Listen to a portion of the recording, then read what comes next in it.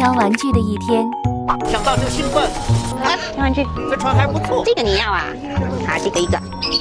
哪一个？这个啊？你挑的都很像。让我挑废话还那么多。你不要这个啊？那你要哪一个？你自己挑。我们是鹦鹉小木屋，我是我是林子。我们这间店呢，专门贩售鸟相关的东西。没错，然后呢，我们的玩具种类可以说是台湾最多，应有尽有啊，全台最美鸟店，很凉、很干净、很舒服。所以不管是鹦鹉的用品啊，鹦鹉的营养品、鹦鹉的玩具、鹦鹉的饲料，你想得到的东西跟我们想要的东西都有。不要来攻击我，不要过来，疯子。来，继续。